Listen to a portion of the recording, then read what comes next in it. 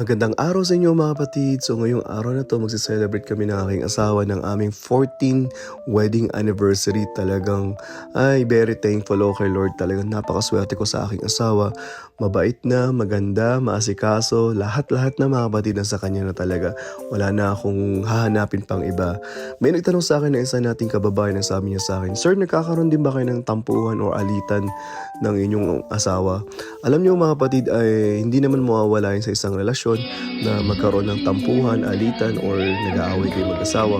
Pero siyempre, kailangan niyo pag-usapan yan at lalong lumapit kayo kay Lord kasi si Lord ang gagabay sa inyo. Katulad dati mga kapatid, nagkaroon kami ng tampuhan or alitan na aking asawa kasi nga ang hirap kaya mga kapatid nung nag-aaral ka, tapos nagpo-provide ka, nagtatrabaho ka, kailangan mo mag-provide para sa iyong pamilya. So talagang mainit ang ulo ko kasi kada buwan isipin mo yung mga bills, ay nako bayarin na naman.